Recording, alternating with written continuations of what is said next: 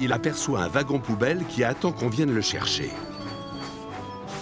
Sur la voie de droite, passe Édouard avec un chargement de planches. La locomotive bleue n'a pas l'air d'avoir le moral. Alors plutôt que de s'occuper du wagon poubelle, Whiff décide d'aller voir ce qui ne va pas. Bonjour, Édouard. Tout va bien? Non, hélas. Je dois aller livrer tout ça à Monsieur McCall et j'ai pris du retard. Je vais t'aider. Je roule assez vite. Et j'ai rien à faire. Et j'ai des fourmis dans les pistons. Édouard est sauvé. Merci, Whiff. Whiff demande à ce qu'on lui transfère plusieurs wagons plats d'Édouard.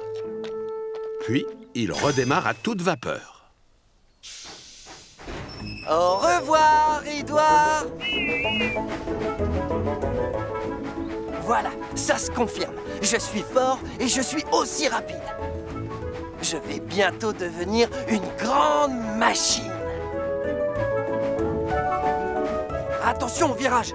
Il faut que je siffle pour m'annoncer. À ce moment-là, une idée lui traverse la chaudière. Oh, les grandes machines font souvent beaucoup de bruit. Alors je ferai bien de siffler aussi fort que je le peux. Aussitôt dit, aussitôt fait. Whiff siffle de toutes ses forces. Et c'est la catastrophe. Percy s'est arrêté en plein milieu de la voie. Mais comme il est caché par le pont, Whiff ne le voit pas et lui rentre dedans. Heureusement, personne n'est blessé. Nom d'un chouchou! Percy, pourquoi tu t'arrêtes en plein milieu? Parce que tes wagons poubelles bloquent le passage, Whiff. Oh, non! J'ai complètement oublié que je devais les prendre avec moi. Le gros contrôleur va se mettre en colère. Whiff sait qu'il a fait une grosse bêtise. Et il ne se sent pas grand du tout. Pardon, je suis désolé. Percy est inquiet.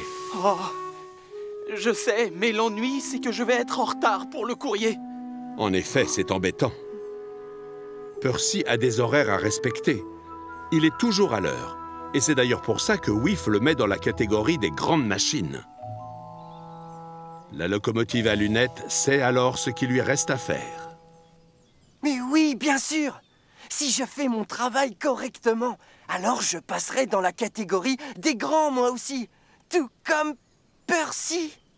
Certain d'avoir trouvé comment se faire pardonner, Whiff met aussitôt son plan à exécution. Merci encore, Whiff. Whiff se dépêche, parce que le temps est compté. D'abord, je vais aller livrer les wagons de charbon, et après les planches. Oh, ensuite, il ne faut pas que je traîne, car je dois aller récupérer tous les wagons poubelles. Whiff sait qu'il a pris la bonne décision, et le moral est revenu. En passant par les 4 vents, il siffle un bon coup en guise de coucou. Premier arrêt, la ferme de Monsieur McCall pour déposer les planches. Je te remercie, Whiff. Monsieur McCall est rassuré. Il va pouvoir réparer sa barrière et empêcher ses vaches et ses cochons de s'aventurer trop près des rails. Ensuite, Whiff va livrer le charbon. Maintenant, les locomotives peuvent s'arrêter et faire le plein sans craindre de tomber en panne. Pour finir, Whiff récupère tous les wagons poubelles.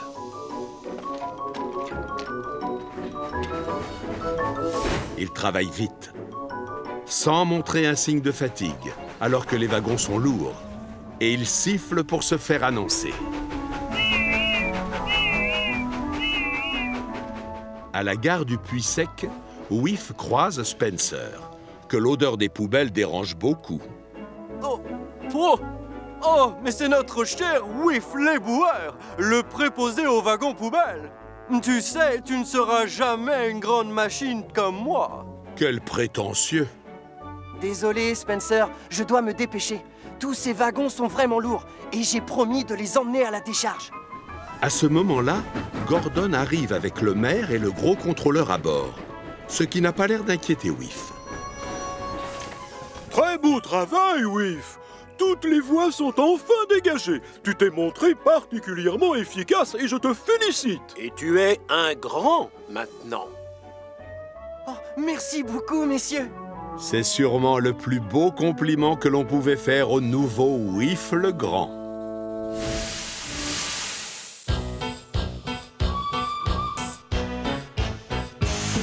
2, 3, 4, 5, 6, 7, 8, les jolies locomotives.